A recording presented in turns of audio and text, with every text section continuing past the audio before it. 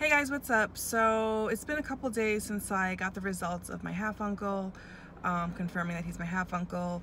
And so I just had a few thoughts on that. Again, like I said in my last video, I'm really excited that I figured this out. I know who my grandfather is. I know that side of the family. I'm getting to meet everybody. But at the same time, I've also been feeling a little sad. And so after really sorting through my feelings, I've realized one of the main reasons I am sad is because I knew this was going to happen.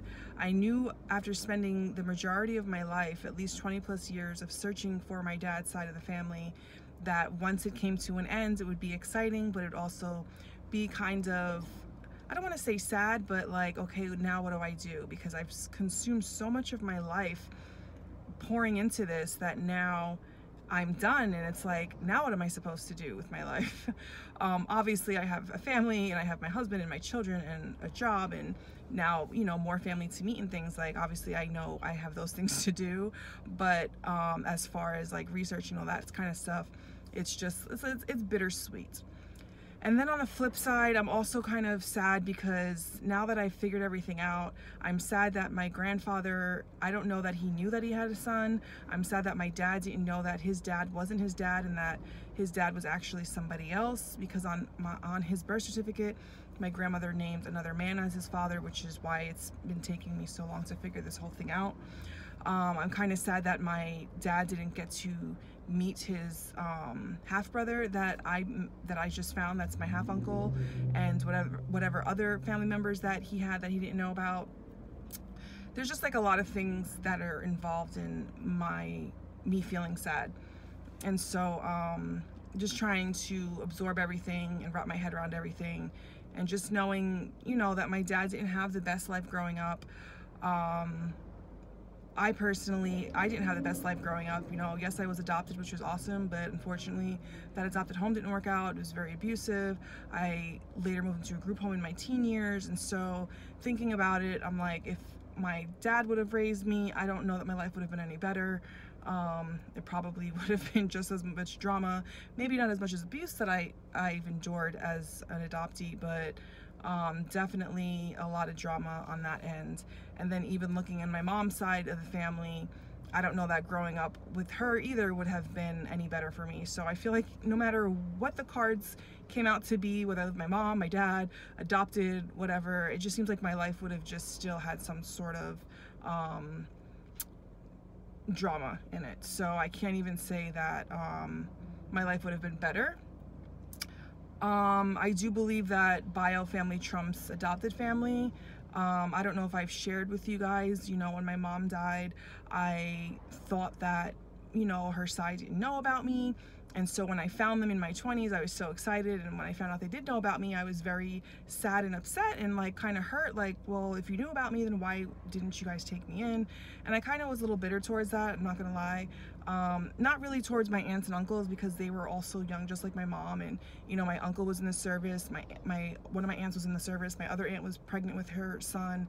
Like, they obviously couldn't take care of me, so I wasn't really upset at them. I was more upset at my grandparents. And then, you know, probably about a year ago, I found out that my grandparents actually did want me, and they did try to take me in.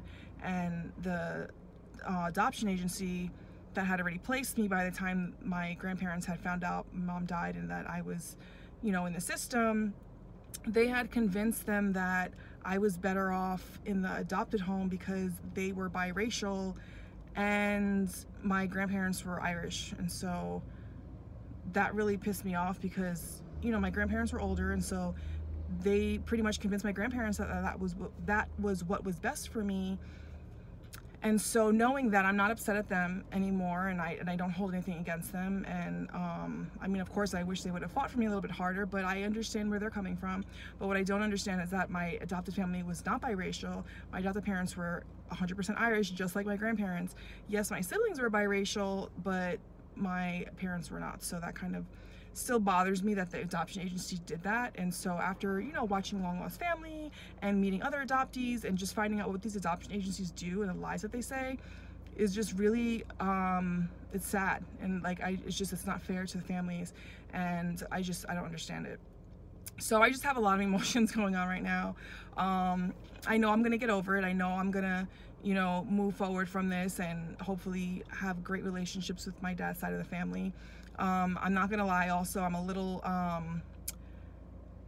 don't want to say disappointed, but you know, my half uncle was really supportive and wanting to help me to find out this information. So when my results came back, I was excited, and so when I reached out to him, he just kind of ignored me.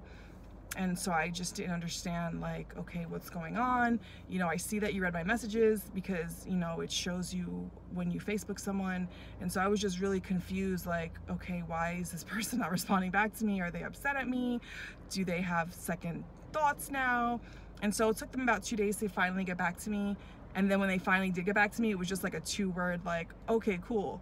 And so then I was just like, okay, I'm just confused. So I'm feeling a little like I don't know what's going on. My dad's side of the family, like where I have more distant cousins, seem to be more excited and reaching out to me and wanting to talk to me and Facebooking me and calling me and just really excited. So I guess I was expecting something a little bit different, but that's my problem, obviously, because I had my own expectations. And when you have expectations, you can get let down because not everyone's expectations are the same ones as yours. So I'm just going to try to take it slow and, you know, just see where it goes. And I'm just happy to know my answers, even if no relationships come out of this.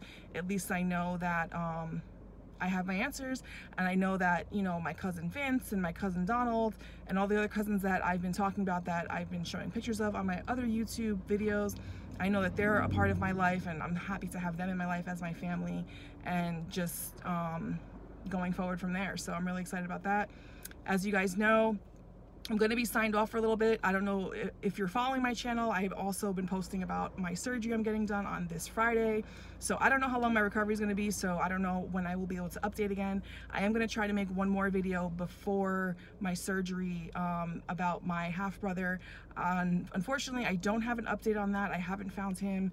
It's really hard to track this person down. So I will be doing another video on that separately. And when I do that video, I'm hoping that it will go viral, so I can finally track him down.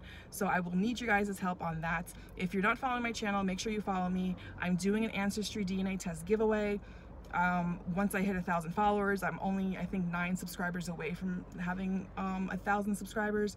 So make sure you follow me, make sure you like that video and comment on it if you want to be involved in that giveaway. And thanks for watching, guys, and coming along on this journey with me, and I'll talk to you guys later.